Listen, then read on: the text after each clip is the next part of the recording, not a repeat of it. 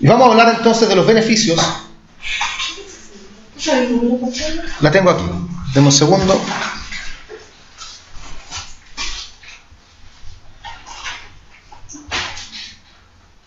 Va. Desapareció. Lo tenía aquí. Y ya no está. Deme un segundo. Si la encontramos de inmediato. Si no es nada tan. Es la 19.2 y la 27.2. Ah, sí. ¿Izquierda? La tenía aquí.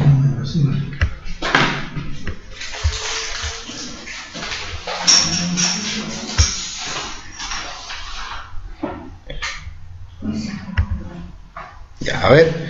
Vamos, las tres son iguales, o sea, igual tienen alguna diferencia en cómo están redactadas. Son tres. Si no estoy equivocado, son tres, ¿o no? A ver, está la 19, que dice los beneficios en el Código Civil, bla, bla, bla, bla. Está la 27 y está la 42. 19, 27 y 42. Las tres son iguales, son los mismos contenidos. Los exponen de manera distinta, pero básicamente no cambia prácticamente en nada. Respecto a los beneficios, en el sistema chileno contiene varios beneficios que los nombra como beneficios propiamente tales.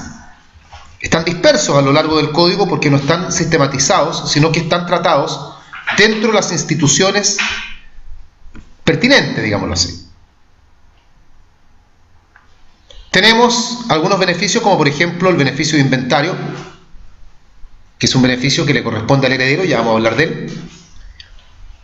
También hay un segundo beneficio, que es el beneficio de inventario, que la ley le da en determinado caso al legatario.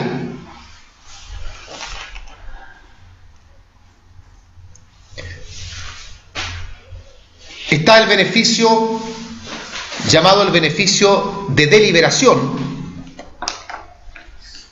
que es una figura muy puntual, que usualmente no se le da el nombre de beneficio, y que es aquel que tienen los herederos y los legatarios para decidir si aceptan o repudian. Se le llama también plazo para deliberar, y algunos autores lo llaman el beneficio del plazo también, y ahí está lo que podría entenderse como ese beneficio que antiguamente citaba el cedulario, que es el beneficio del plazo. Está el beneficio de emolumento que tiene la mujer casada en sociedad conyugal. Está también el beneficio de emolumento que tiene el marido respecto del patrimonio reservado.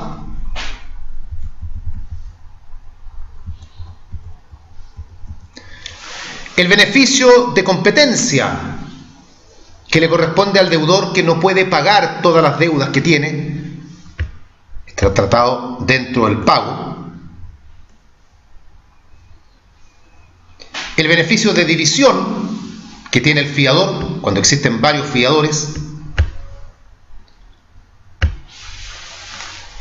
El beneficio de excusión, que es otro beneficio que también se da en la fianza, beneficio de excusión. Tenemos el beneficio de separación, que es uno de los derechos auxiliares que tiene el acreedor. Beneficio de separación. Tenemos el beneficio de la suspensión de la prescripción.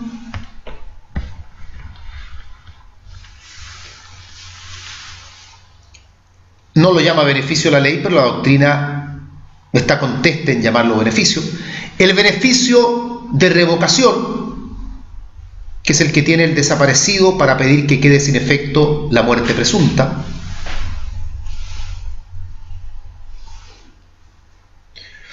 El beneficio de caducidad, que es el que tienen los acreedores para exigir el cumplimiento anticipado de la deuda, aunque haya plazo pendiente. Estamos haciendo referencia naturalmente a lo que es la caducidad del plazo.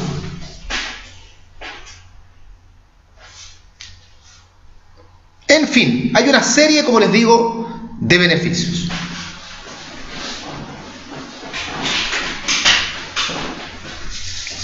Ahora, la cédula no indica que uno tenga que desarrollar todos los beneficios realmente, sino que nos vamos a abocar a los beneficios que formalmente señala el cedulario que tenemos que desarrollar en este caso.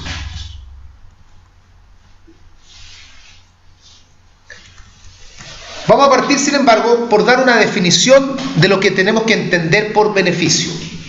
Y es netamente doctrinaria, porque no hay en el Código Civil ni en la ley chilena, no hay un concepto formal de beneficio. Vamos a decir que el beneficio es el derecho que la ley le otorga, el derecho que la ley le otorga a ciertas personas,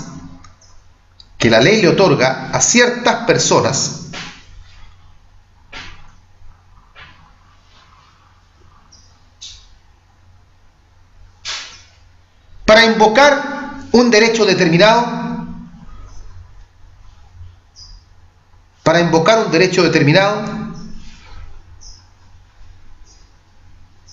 en aquellas situaciones expresamente contempladas por la ley.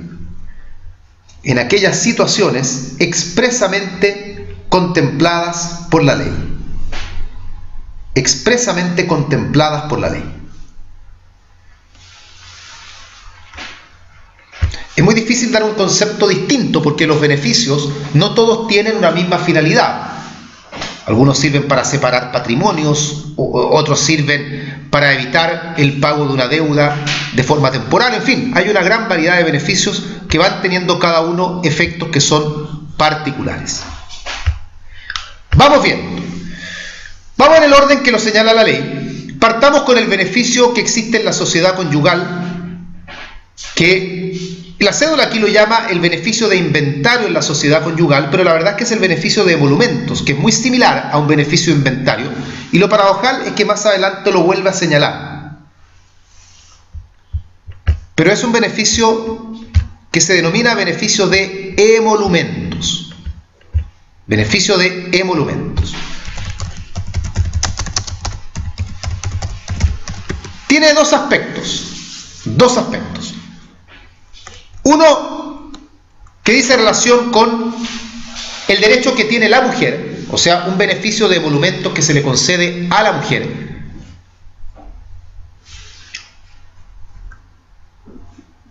Y en segundo lugar, un beneficio de emolumentos que la ley le confiere al marido.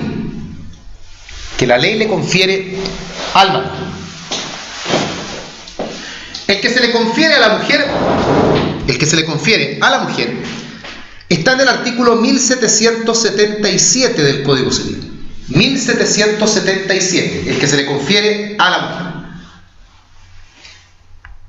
El que se le confiere al marido está en el artículo 150 en relación a lo que es el patrimonio reservado, que ya sabemos que se encuentra en dicho artículo.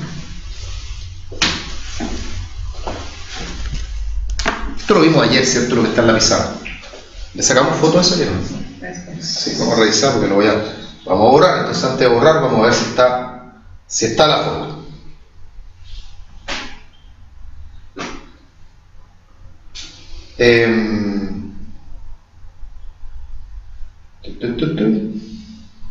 No sacaba la foto. Vamos a sacar la foto.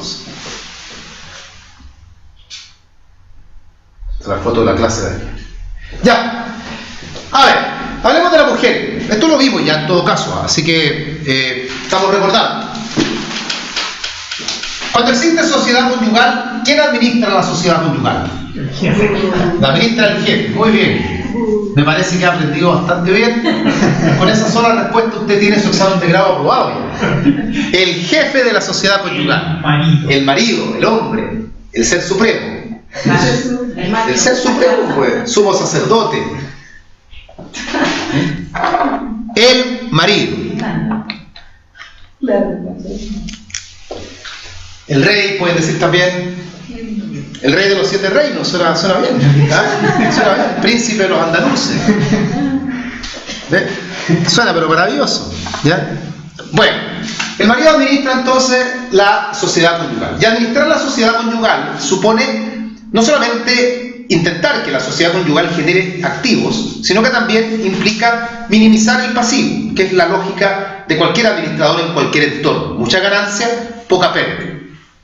Pero puede ocurrir que el marido haga una administración deficiente y que por ende la sociedad conyugal tenga pérdidas, porque él es mal administrador, por mala suerte, en fin, no vamos a analizar cuáles son los motivos, porque además esos motivos en particular no importan.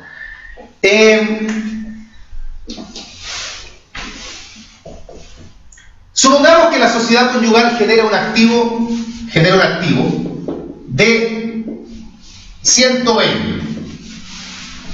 Es el activo de la sociedad conyugal. ¿Cómo se distribuye el activo de la sociedad conyugal? No nos vamos a complicar en exceso. A la mujer y al marido le corresponden partes iguales. ¿Podría no ser así? Sí, y lo vimos ya. Pero no nos compliquemos ahora porque no tiene sentido que lo hagamos en este momento. Por lo tanto, a la mujer le toca ¿cuánto? 60 como activo y al marido 60 como activo. Pero sin embargo, la sociedad conyugal también generó pasivo. Y ese pasivo ha sido un pasivo de 300. Se supone que el pasivo tiene que distribuirse de la misma manera como se ha distribuido el activo. Si el activo se repartió en partes iguales, que el pasivo también debe ser soportado en partes iguales. Por lo tanto, el pasivo, ¿cómo se debiera distribuir? La mujer debiera enfrentar 150 del pasivo y el marido debiera enfrentar 150 del pasivo. Hasta acá esto es lo que debiera suceder. Pero la ley le da a la mujer un derecho que se llama beneficio de emolumentos y que es muy similar a la lógica que existe tras un beneficio de inventario. Ese beneficio de emolumentos consiste en que la mujer, respecto del pasivo, solo va a responder hasta el monto del activo que haya recibido. O sea, la mujer dice en el ejemplo, si yo recibí 60, yo del pasivo respondo hasta 60, no respondo más. No me vengan a cobrar a mí 150 de pasivo, porque yo no voy a meterme las manos a mis bolsillos, al bolsillo del delantal, donde está cocinando la mujer ahí. La mujer dice, no voy a meter las manos a mi bolsillo para pagar una deuda de la sociedad conyugal. Mal que mal, el que administró la sociedad conyugal es el marido, y quien tiene que hacerse cargo de la mala administración es el marido. Y por ende la mujer dice, yo respondo de las deudas, en el ejemplo, hasta 60. Y por lo tanto, el resto del pasivo, porque acá la mujer va a decir 60 para la mujer, eso paga la mujer, y los otros 90, que es la diferencia con los 150, ¿quién los pagará? El jefe. El jefe. El marido de la sociedad conyugal, el jefe. Él paga. ¿Por qué? Porque él administró que la sociedad conyugal haya llegado a este punto de pérdida, es responsabilidad del marido. Y la ley le carga la mano entonces al marido. Como este es un beneficio, hay que invocarlo. No opera por el solo ministerio de la ley. La mujer en el ejemplo lo tiene que invocar. Y lo invoca dependiendo del momento en el que tenga que hacerlo presente. Digamos, si la están demandando, por ejemplo, lo podrá invocar como una excepción dilatoria o perentoria, o bien, da lo mismo, en realidad va a depender del tipo de procedimiento. Pero tiene que invocarlo. Y señala la ley que la mujer va a tener que probar que se le está intentando cobrar más de lo que recibió. Y lo probará no solamente diciéndolo, sino que tendrá que acompañar algún documento del que efectivamente se desprenda que le están intentando cobrar más de lo que ha recibido. Esto es el beneficio de emolumentos, tal como lo describe el artículo, porque es un tema al que el código no le dedica tampoco tanto tiempo, el artículo 1777. Pero hay otro beneficio de emolumentos. Hay otro beneficio de emolumentos que está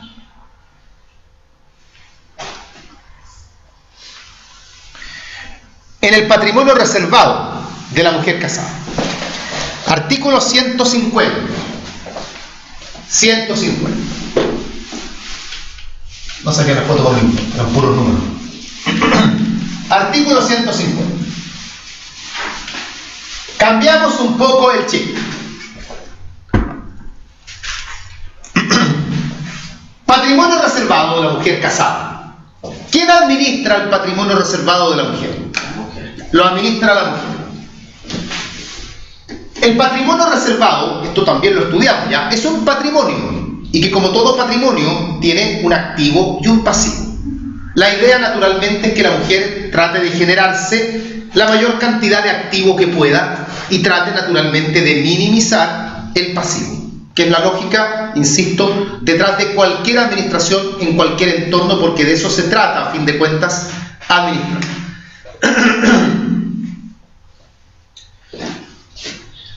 Cuando termina la sociedad conyugal, que es dentro de la cual se encuentra el patrimonio reservado, porque esa institución es exclusiva de la sociedad conyugal, la mujer tendrá que tomar una decisión, y esa decisión consiste en que ella tendrá que ver qué hago. ¿Me quedo con el patrimonio reservado o me quedo con los gananciales de la sociedad conyugal? Nosotros ese tema lo vimos ya, explicamos ya la lógica que hay detrás de esa elección, y el punto es el siguiente. Supongamos que la mujer dice: yo no me voy a quedar con mi patrimonio reservado, sino que me voy a quedar con los gananciales de la sociedad conyugal.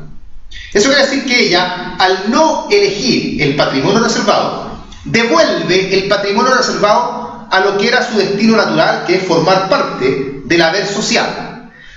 Eso quiere decir que el haber social se va a ver aumentado por el activo que proviene del patrimonio reservado y también con el pasivo que provenga del patrimonio reservado. Y bien podría ocurrir lo siguiente: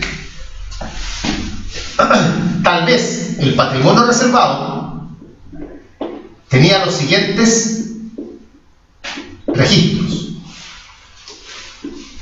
un activo de 200, que ahora, como vuelve a la sociedad conyugal, indirectamente ese activo se va a estar repartiendo entre la mujer y el marido, tal como se divida la sociedad conyugal. Por lo tanto, asumimos que se da en partes iguales, 100 y 100. Pero el problema está en que el pasivo de la sociedad conyugal era muy elevado. La mujer había gastado más de lo que tiene: peluquería, zapatos, en fin, y cartera, muy bien. Nada en la casa, naturalmente, sino que cosas para ella. Y terminó el pasivo siendo un pasivo muy abultado, 600. La mujer dijo: no, yo aquí estoy perdida, ¿para qué voy a soportar yo esas deudas? Si tengo la alternativa de quedarme con los gananciales y en el fondo desentenderme de mi patrimonio reservado, envío el pasivo a la sociedad conyugal, con la confianza de que el pasivo también deberá dividirse en partes iguales. Y así la mujer dice: pucha, yo me endeudo por 600 y llegado el momento pago la mitad de las deudas. Esto es lo mismo que ocurrió en el caso anterior, pero con el marido. La mujer es la que administró, y la que tiene que hacerse cargo de esta, en el fondo, mala administración es la mujer. ¿Y qué dice la ley? Que el marido, cuando se le intente representar que él, como pasivo del patrimonio reservado, tiene que responder, en el ejemplo, por 300, el marido dirá: yo voy a responder hasta el monto de lo que reciba por concepto de patrimonio reservado. Si a mí del patrimonio reservado de la mujer me tocaron 100, yo no voy a pagar deudas por más de 100. Y por lo tanto el marido, de esos 300, paga 100 nada más. ¿Y los otros 200 dónde van? A la mujer. Ella tendrá que cargar, en el fondo, con las deudas que ella misma contrajo. Entiendan que si esta institución no existiese, ni en la sociedad conyugal, ni acá en el patrimonio reservado, el que administra estaría administrando a sabiendas de que, aunque se endeude hasta el cuello, va a cederle parte de las deudas al otro cónyuge que no ha tenido injerencia en la administración. Es el equivalente a apostar con plata ajena. No importa que pierda, total, lo que pierdo no lo pierdo solamente yo. Entonces, como un freno para evitar que eso suceda, es que existe este beneficio de monumentos. Esto lo tiene que invocar el marido también en las mismas condiciones en que tendría que invocarlo la mujer. Es decir, lo intenta en el momento procesal pertinente, dependiendo en qué estado estemos cuando lo quiera reclamar, y tiene que reclamarlo. No va a operar por el solo ministerio de la ley, y dentro de eso también indiquemos que tiene que acreditar fehacientemente lo que ha recibido y lo que se le pretende cobrar para que efectivamente haga. Profesor, pero esto es antes de que suceda la liquidación. No, puede ser durante el proceso de liquidación o podría ser incluso en un momento posterior a la liquidación. Tiene que ver con la partición particularmente. Y en consideración a que están siendo demandados por algún acreedor. Claro, la idea es, por ejemplo, que un acreedor, volvamos al ejemplo que está en la pizarra porque lo tenemos a mano, el acreedor está demandando al marido por una deuda de la mujer equivalente a 250 millones. Y el marido dice, yo no voy a pagar 250 millones por deudas contraídas por mi mujer, cuando resulta que del activo que mi mujer generó, a mí me tocaron 100 nada más. Entonces el marido está razonando igual que como razonaba la mujer en el caso anterior. El marido dice, yo no voy a meter las manos a mis bolsillos para pagar deudas que eran de la mujer, que las pague ella. Yo pagaré lo que recibí. Yo recibí 100, pago 100. Pero no me pidan que pague más que eso. Pero si él no quiere invocar el beneficio y quiere pagar, bueno, que pague, si ese es el problema de él. El beneficio no es para pedirle al otro cónyuge que te reembolse lo que pagaste. El beneficio es para que tú lo pongas frente al acreedor, para que tú le digas al acreedor o al partidor, según corresponda, yo no voy a pagar más de lo que haya recibido. Eso es todo. Tradicionalmente, uno tiende a asociar el beneficio de emolumentos con la mujer nada más.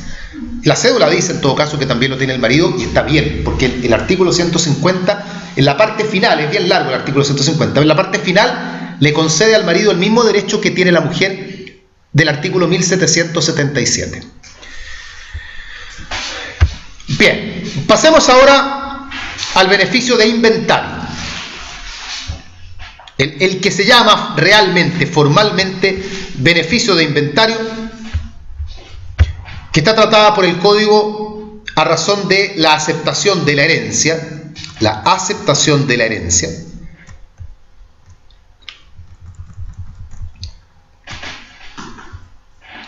Tomando en cuenta, en primer lugar, y la base para entender la institución, es que cuando una persona, un heredero, acepta la herencia, al aceptar la herencia tiene que hacerse cargo del activo y del pasivo, y el patrimonio que recibe por herencia se va a confundir con su propio patrimonio. Mi padre muere, yo acepto la herencia de mi padre, yo ahora no tengo dos patrimonios, no es que yo diga tengo mi patrimonio y ahora tengo también el patrimonio de mi padre, sino que se van a confundir ambos patrimonios en uno solo. ¿Y eso qué implica? Que, sin meternos en el tema aún, yo como heredero, como continuador de la persona del causante, voy a tener que responder por las deudas que el causante hubiese contraído. Va a llegar un acreedor de mi padre y dándose cuenta que mi padre ha fallecido, me va a cobrar a mí y yo voy a tener que pagar, porque yo tengo que hacerme cargo de las deudas. Ser heredero no es solamente la parte bonita, no es solamente recibir bienes.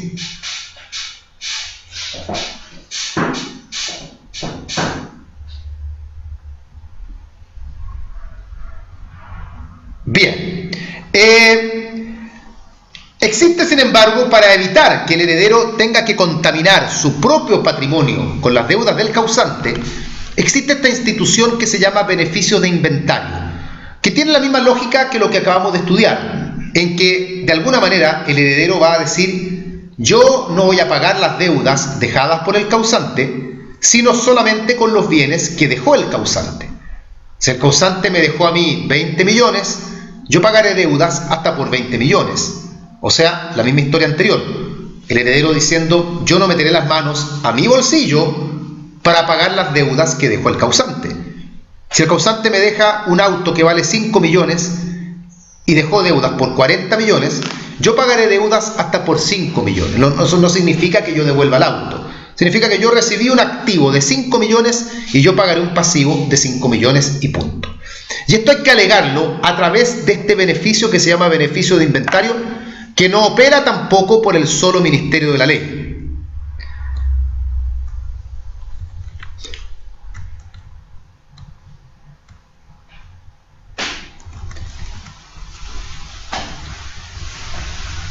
Vamos a definir el beneficio de inventario,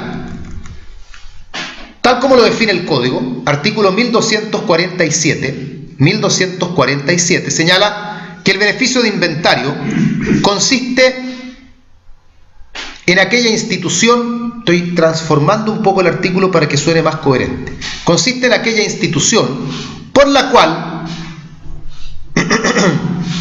los herederos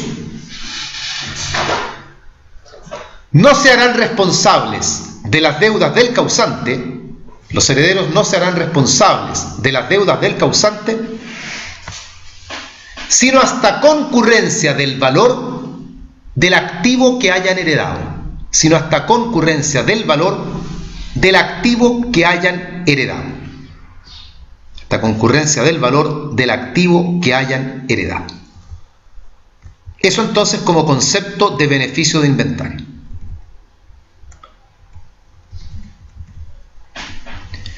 La regla general es que el beneficio de inventario es una facultad que los herederos pueden emplear libremente. Ellos decidirán con total soberanía si aceptan o no con beneficio de inventario. Pero esta regla de tener la libertad para tomar decisiones tiene excepciones. Primero, herederos que están obligados a aceptar con beneficio de inventario. Herederos que están obligados a aceptar con beneficio de inventario. ¿A quiénes encontramos aquí? El fisco.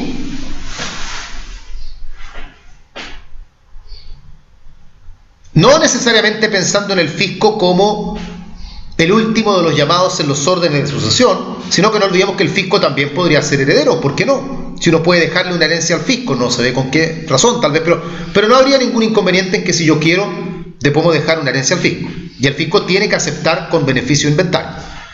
También las personas jurídicas de derecho público, además del fisco, las otras personas jurídicas de derecho público también tienen que aceptar con beneficio de inventario. En tercer lugar, los incapaces, que en el caso de ellos quienes aceptan son sus representantes legales, pero ahí la ley les impone aceptar con beneficio de inventario.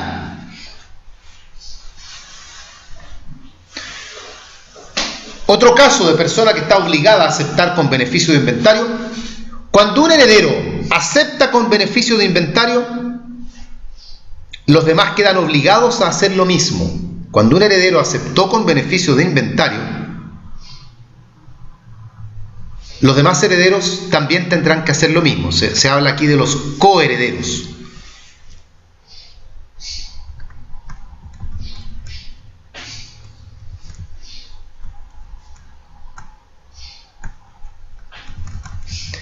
Eso como primer grupo de excepciones, entonces, personas que están obligadas a aceptar con beneficio de inventario. Pero hay otra cara de las excepciones y que dice relación con las personas que no pueden aceptar con beneficio de inventario, personas a quienes la ley les prohíbe, les quitó el beneficio de inventario. ¿Quiénes son? Primero, el heredero que ya ha aceptado. Y esto es porque, según veremos pronto, para que haya beneficio de inventario, uno tiene que invocarlo cuando acepta. Si uno aceptó sin invocar beneficio de inventario, ya no hay beneficio de inventario. Esto incluso alcanza a la aceptación tácita de la herencia. Si la herencia se entiende tácitamente aceptada, ya no hay beneficio de inventario posible. No olvidemos que se acepta tácitamente cuando se realizan lo que la ley llama actos de heredero. O sea, yo hago un acto de heredero y le cerré la puerta al beneficio de inventario. Segundo caso de persona a quien la ley le prohíbe, como sanción a la persona que maliciosamente sustrae bienes hereditarios. Al que maliciosamente sustrae bienes hereditarios.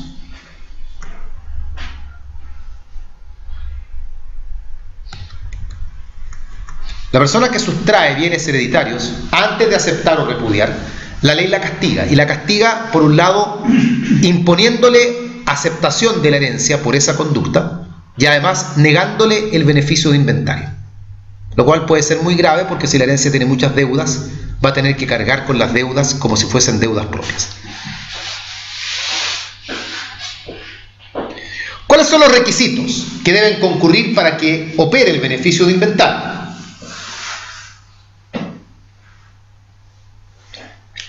Primero, que expresamente se manifieste la intención de apelar al beneficio de inventario.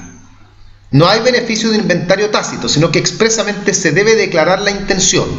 Esto se podría hacer, por ejemplo, en la posesión efectiva. Aceptan con beneficio de inventario. Por ejemplo. Sin embargo, dentro de este primer requisito, la ley señala que cuando un heredero solicita la elaboración de inventario solemne, solicita que se haga inventario solemne, esa sola conducta supone beneficio de inventario. Y es el único caso en que uno podría sostener que hay un beneficio de inventario tácito, donde uno tal vez no está expresamente declarando que invoca el beneficio de inventario, pero sin embargo, dado que hay la solicitud de elaborar inventario solemne, eso hace suponer que se está invocando este beneficio de inventario. Segundo requisito para que pueda operar el beneficio de inventario: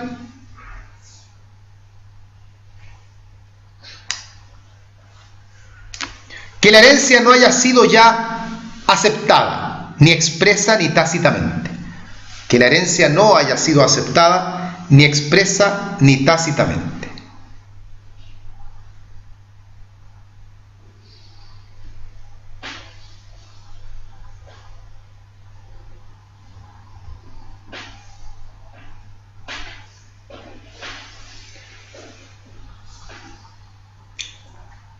Tercer requisito: que haya inventario solemne.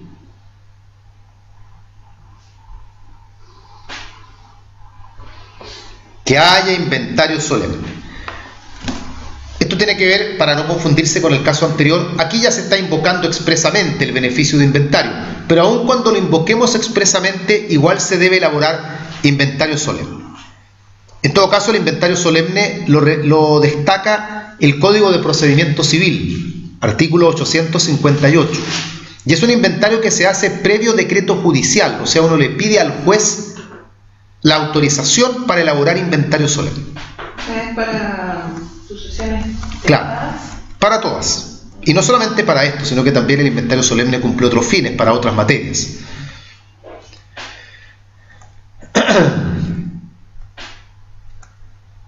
Bien, efecto del beneficio de inventario.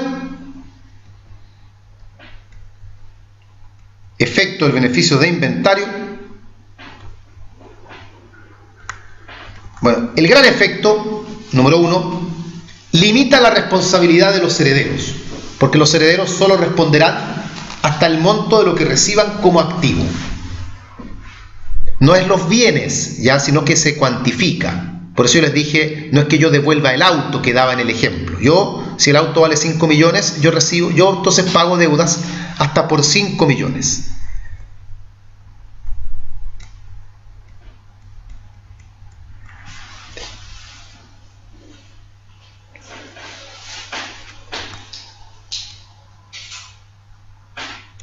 Número 2, también los efectos. Si de todas formas el heredero paga deudas más allá del activo que recibió, igual el heredero terminó pagando deudas de mayor valor que el activo que había recibido, habiendo beneficio de inventario, va a operar una subrogación legal y ese heredero podrá cobrar el excedente al resto de la sucesión. Le podrá cobrar el excedente al resto de la sucesión.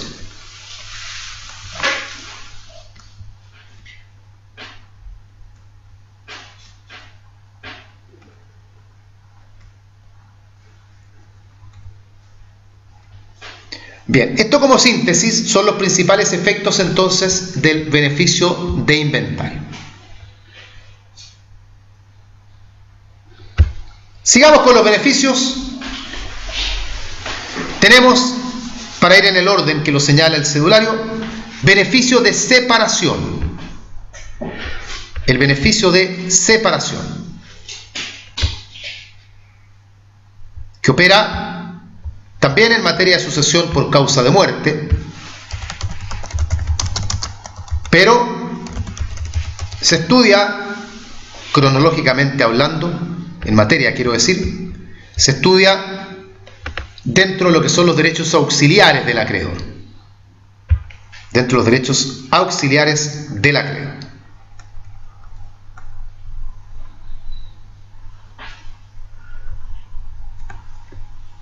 Vamos bien.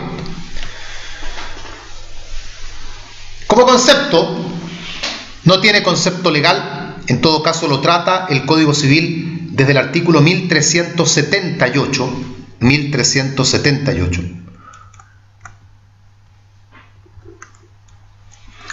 Tenemos como concepto lo siguiente: es el derecho que tienen los acreedores del causante, el derecho que tienen los acreedores del causante para solicitar que sus deudas, sus créditos, mejor dicho, porque deudas no tienen ellos en realidad, que sus créditos se paguen con preferencia a los créditos de los herederos, sus créditos se paguen con preferencia a los créditos de los herederos,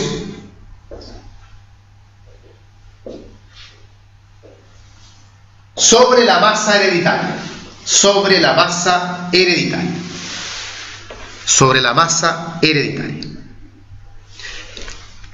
Y acá algo sencillo para entender.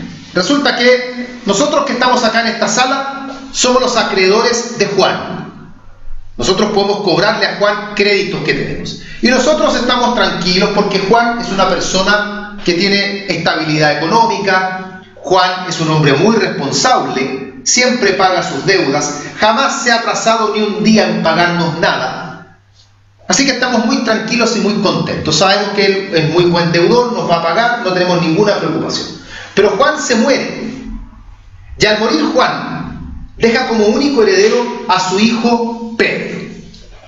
A diferencia de Juan, Pedro es un tipo tremendamente irresponsable, lleno de deudas, mujeriego, drogadicto, jugador.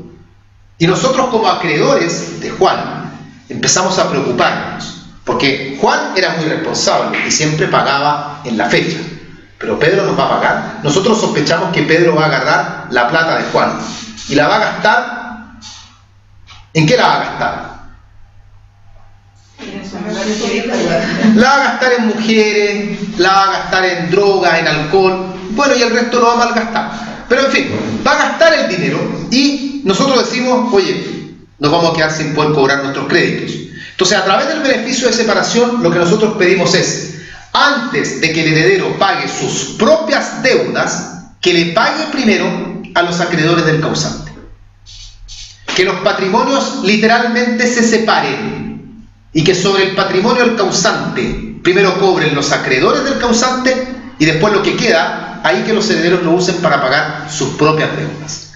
No es extraño esperar que el hijo diga, mira, voy a salir de todas mis deudas cuando mi papá se muera. Y así voy a heredar la plata de mi papá y lo primero que voy a hacer va a ser agarrar la plata de mi papá y pagar la deuda que tengo en Ripley, pagar el crédito hipotecario, pagar la plata que pedí en Falabella. Oye, pero tu papá también tiene deuda. No, pero voy a pagar mis deudas primero. Entonces, eso se evita a través de esta institución que es el beneficio de separación. Requisitos del beneficio de separación. Para que pueda operar. Para que el acreedor pueda invocar beneficio de separación. Primero, que su crédito no se encuentre prescrito. Que su crédito no se encuentre prescrito. Entendiendo que si ya está prescrito, no tiene sentido que él invoque este beneficio porque no puede cobrar. No tiene acción ya para poder cobrar. Segundo,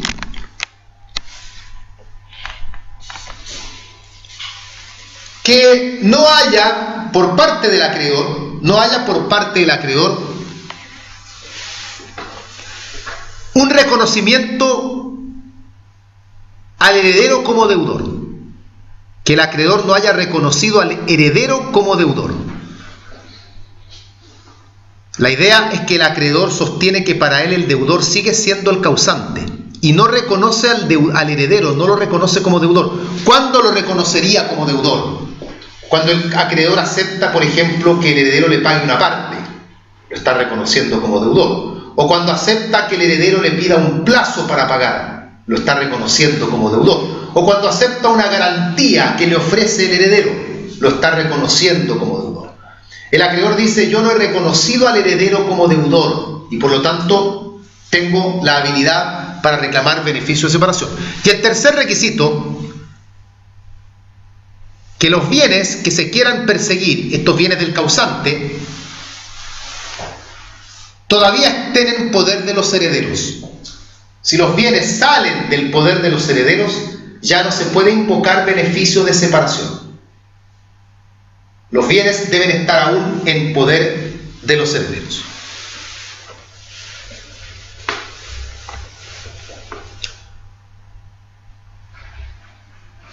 Efectos del beneficio de separación. Primero, es un derecho que solo lo pueden invocar los acreedores tanto testamentarios como hereditarios. El derecho lo tienen los acreedores testamentarios y hereditarios. No lo tienen los acreedores del heredero. O sea, la historia al revés no opera. El acreedor del heredero no puede decir: oye, no, primero páguenme a mí. No, este es un derecho que lo tienen los acreedores del causante. Número 2. Intentado el beneficio de separación por un acreedor, aprovecha a los demás. Intentado por uno, los aprovecha a todos, siempre que se den los requisitos que ya están señalados.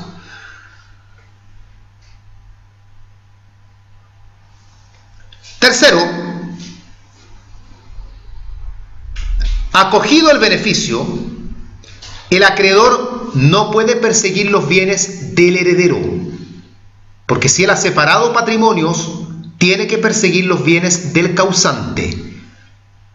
Y solo podrá perseguir al heredero cuando los bienes del causante se agoten. Pero no es que él diga: yo ahora elijo dónde cobrar. No, si tú opusiste beneficio de separación, quiere decir que tú quieres cobrar en el patrimonio que dejó el causante. Y no puedes perseguir el patrimonio de los herederos a menos que el patrimonio del causante se agote.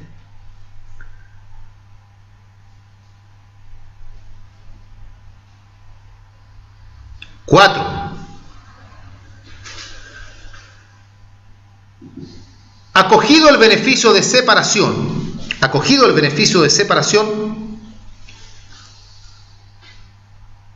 los acreedores tienen acción de nulidad para dejar sin efecto los actos de enajenación realizados por los herederos.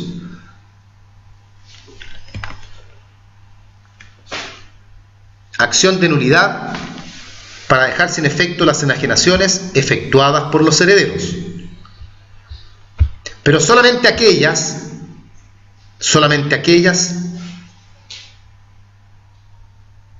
que sean dentro de los 6 meses siguientes a la apertura de la sucesión. Aquellas que se hayan hecho dentro de los 6 meses siguientes a la apertura de la sucesión. O sea, yo intento beneficio de separación y descubro que a las 2 semanas de la apertura un heredero enajenó un bien. Yo puedo pedir la nulidad de ese acto para que el bien regrese al patrimonio del causante. Con excepción de los bienes que hayan sido enajenados para pagar deudas del causante. Porque si los bienes fueron enajenados con el fin de pagar deudas del causante, en ese caso no se puede intentar la acción de nulidad, porque mal que mal se han pagado deudas que debieron ser pagadas con esa parte del patrimonio.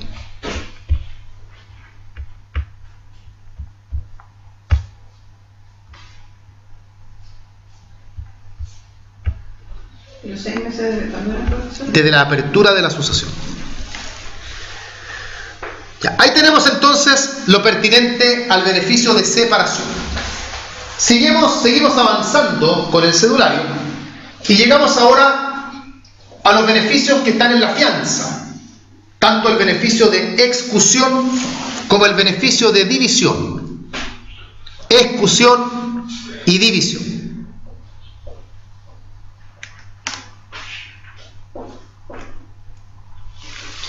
Vamos en primer lugar al beneficio de excusión de la fianza, porque hay otro beneficio de excusión en los bienes familiares, en ese no nos metemos porque la cédula no va para allá. Beneficio de excusión en la fianza. Lo vamos a definir. Yo creo que este es uno de los beneficios que probablemente, al menos en la lógica, es uno de los que más deben recordar. Como definición vamos a decir que es el derecho que la ley le concede a los fiadores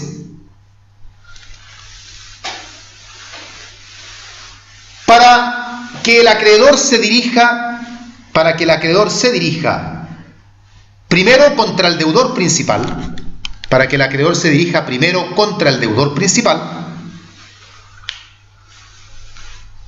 y contra las prendas e hipotecas que aseguren la obligación. Se dirija primero contra el deudor principal y contra las prendas e hipotecas que aseguran a la obligación o que garantizan la obligación. En el fondo, como ustedes lo tienden a sintetizar, el beneficio de excusión es el derecho que el fiador tiene para decir: ¿por qué me cobran a mí primero? No me cobren primero a mí, cóbrenle primero al deudor principal, o bien persigan las prendas y las hipotecas. Ahora, si por esa vía no logran pagarse de la obligación, entonces ahora yo como fiador tendré responsabilidad.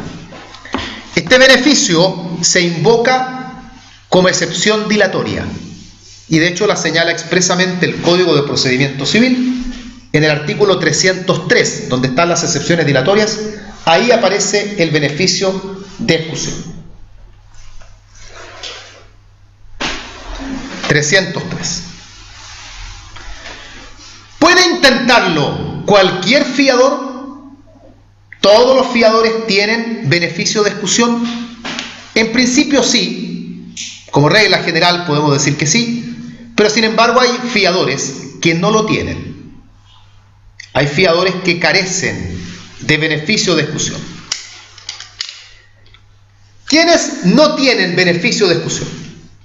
¿Cuándo no procede el beneficio de excusión? Tenemos, número 1, el que ha renunciado a él. Es renunciable, así es que si un fiador renunció al beneficio de excusión en el contrato de fianza, no tiene beneficio de excusión. Número 2, cuando la obligación principal es una obligación natural. Se pierde ahí en ese caso el beneficio de excusión. Número 3, cuando la fianza ha sido constituida por orden del juez. La fianza judicial, esa carece de beneficio de excusión.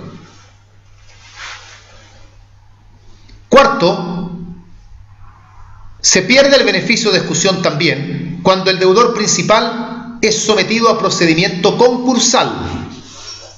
Cuando el deudor principal es sometido a procedimiento concursal, los fiadores pierden el beneficio de excusión.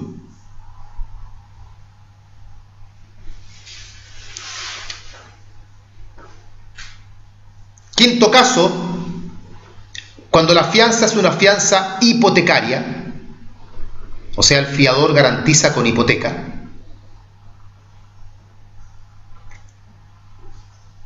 Y por último, tampoco se tiene beneficio de excusión cuando el fiador se obliga solidariamente. Ahí priman las reglas de la solidaridad y por esa razón entonces se pierde el beneficio de excusión.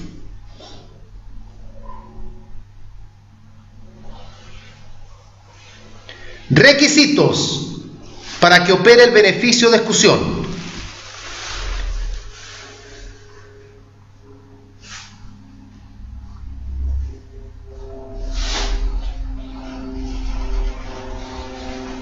Primero,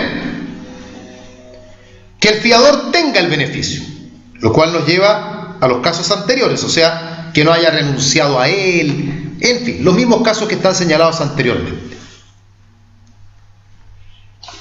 Segundo requisito, que el beneficio se oponga en la oportunidad procesal respectiva, que ya está dicho ya como excepción dilatoria, que se oponga en la oportunidad procesal respectiva, es decir, como excepción dilatoria. Y tercero, y esto es muy importante, se deben señalar los bienes que pueden ser perseguidos.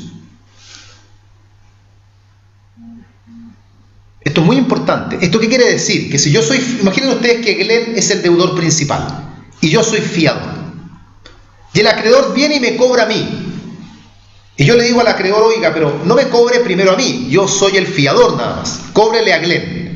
Pero yo cuando alego eso, yo tengo que demostrar que Glenn está en condiciones de pagar. Cóbrele a Glenn porque Glenn tiene un inmueble, bla, bla, bla, bla, tiene un auto, tiene su cuenta corriente millonaria en el banco, etcétera, etcétera. El fiador tiene el deber de señalar los bienes que el deudor tiene para hacer frente al pago de la deuda. Porque si el fiador no demuestra que el deudor principal está en condiciones de pagar, entonces él como fiador va a tener que pagar nomás.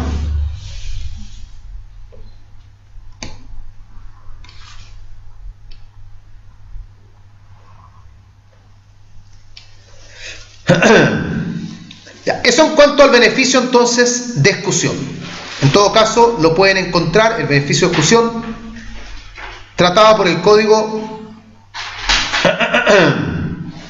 a partir del artículo 2357. 2357. Beneficio de división. El otro beneficio que existe en la fianza, tratado a partir del 2367. 2367.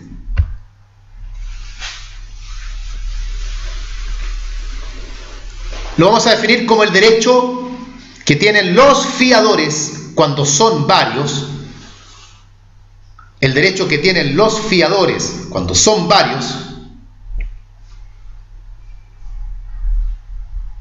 a solicitar que el pago de la deuda se divida proporcionalmente entre ellos. Se divida proporcionalmente entre ellos.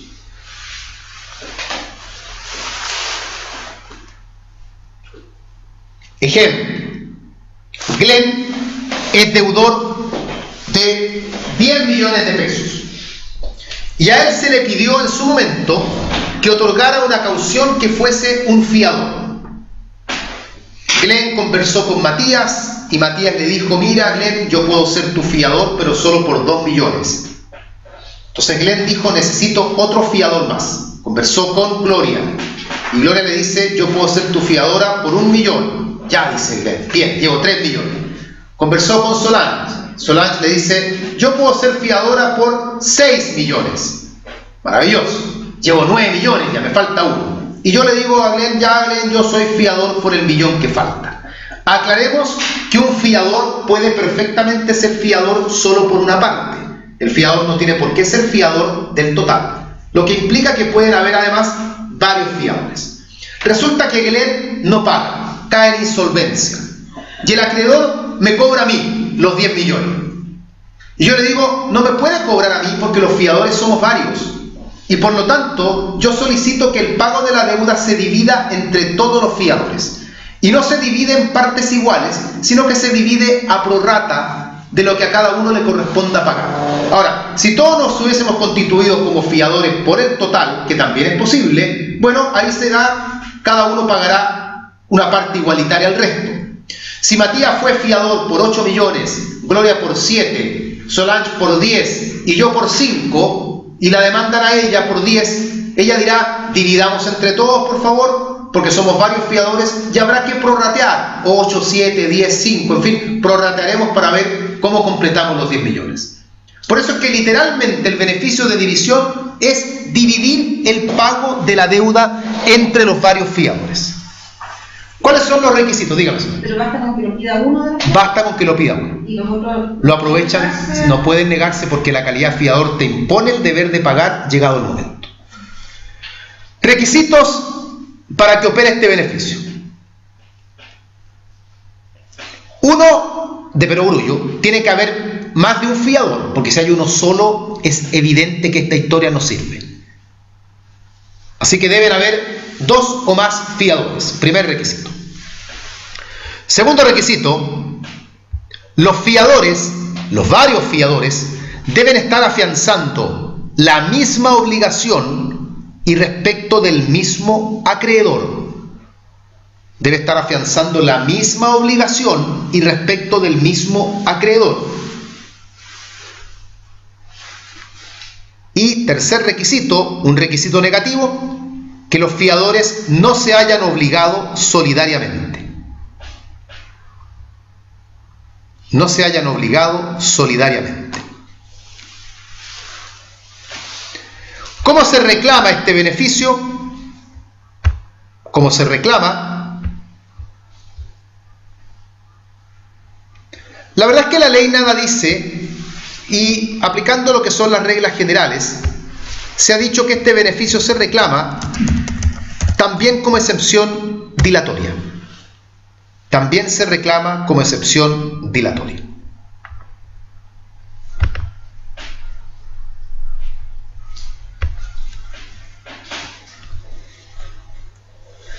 Bien, cambiamos de beneficio, nos vamos a uno que está en la clase sobre el pago. Ahí está explicado con detalle, de manera tal que ahora es solamente una insinuación. El beneficio de competencia. Beneficio de competencia. Lo cual nos lleva al artículo 1625 del Código Civil.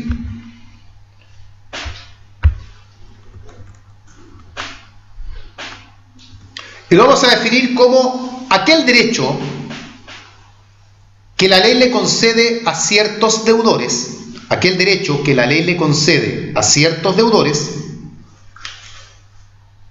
para no ser obligados a pagar más de lo que buenamente puedan. Para no ser obligados a pagar más de lo que buenamente puedan, dejándoseles lo indispensable para la subsistencia. Dejándoseles lo indispensable para la subsistencia. Es decir, el deudor dice a sus acreedores: yo no puedo pagarles todo lo que debo, yo les pago, esto es lo que puedo pagar. Si el acreedor acepta, eso quiere decir que el acreedor debe dar su deuda por extinguida, recibiendo solo lo que se le pueda entregar.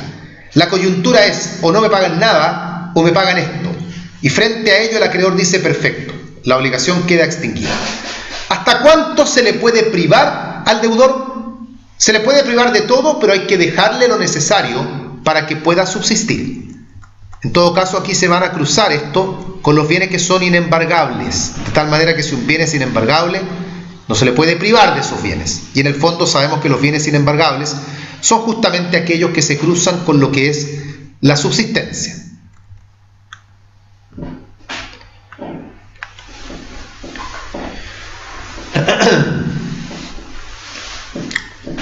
Características del beneficio de separación, de competencia.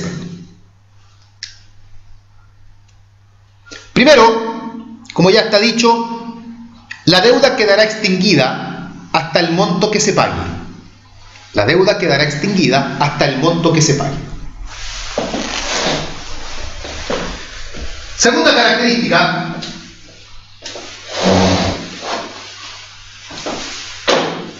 O sea, ¿no queda extinguida totalmente, solamente? No, queda extinguida con el monto que se pague. Me explico mejor. La deuda va a quedar extinguida aunque no se pague completamente. Este es uno de los casos en que el acreedor va a ver su deuda extinguida sin recibir el total. Me explico mejor para que no entren en confusiones. Número 2. Aquí está lo interesante. Si la suerte, si la fortuna del deudor mejora, deberá pagar el saldo insoluto. O sea, la deuda va a quedar extinguida ahora totalmente, entre comillas, por mientras. Pero si tu suerte mejora más adelante, si tu fortuna mejora, tienes que pagar entonces lo que no pudiste pagar ahora. Número 3, estamos viendo características. Existen personas que están obligadas a aceptar el beneficio de competencia. O sea, acreedores que tienen la obligación de aceptar el pago con beneficio de competencia.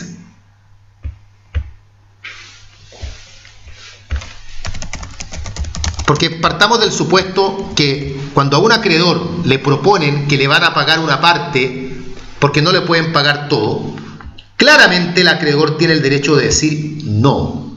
Yo no voy a aceptar que me estén pagando una parte, tienen que pagarme todo. Sin embargo, hay personas que frente a esta solicitud no pueden negarse.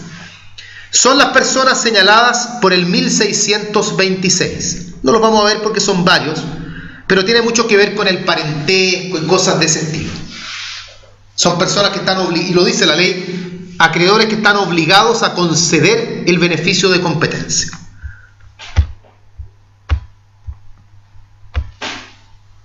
Otra característica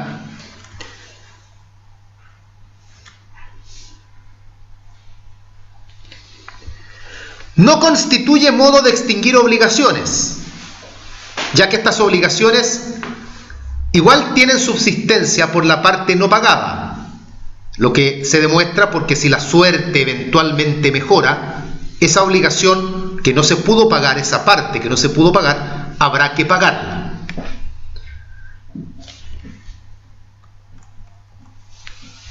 Otra característica, se invoca como excepción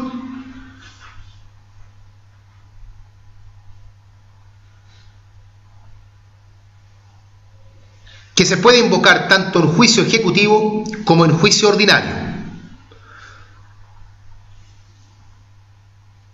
La doctrina dice que la calidad de excepción que tendría es de ser una excepción perentoria.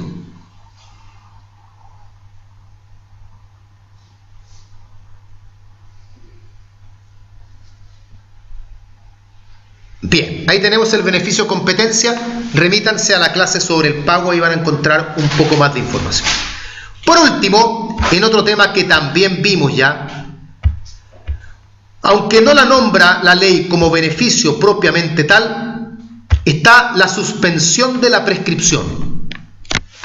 La suspensión de la prescripción, haciendo eco del Código Civil y el artículo 2509 en adelante. 2509 en adelante. Esto lo vimos latamente, ya para no volverlo a repetir todo ahora.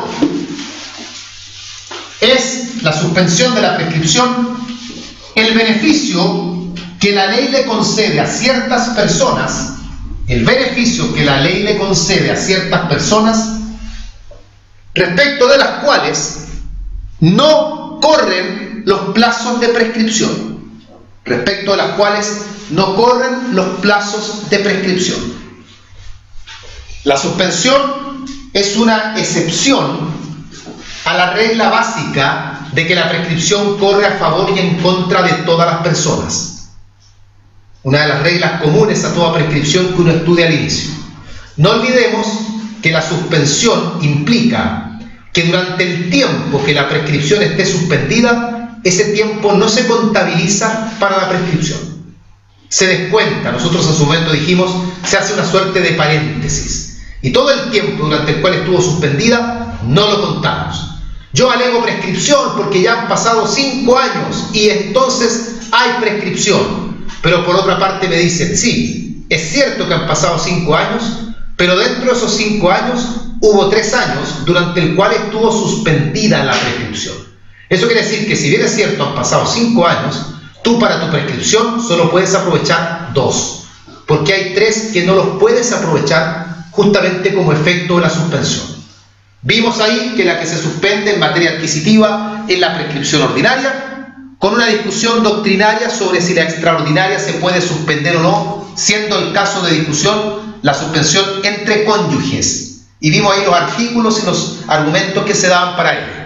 De todas formas, el artículo 2509 señala quiénes son las personas que están favorecidas con la suspensión de la prescripción. Contiene 3 numerales, pero hay un cuarto caso fuera de la enumeración que es justamente entre cónyuges.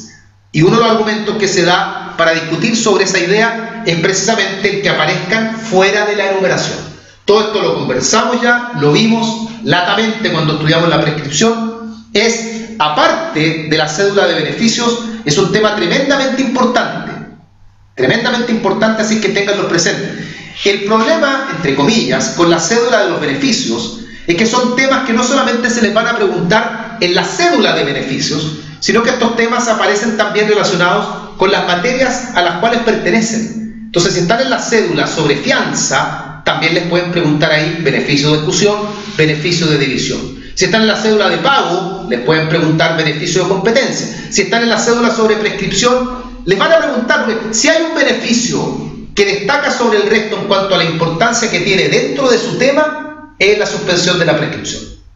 Yo no le minimizo en la importancia a las demás, pero estar en sucesorio y que a uno le pregunten beneficio de separación no es muy habitual, hay que ser un poquito quemado para eso. O estar hablando de sociedad conyugal, que es un tremendo tema, y me pregunten justo el beneficio de monumento, no digo que no se haga, pero es poco probable. Pero estar en la prescripción y que me pregunten la suspensión es altamente probable, es un tema muy preguntado. Bien, con esto cerramos entonces la cédula de los beneficios.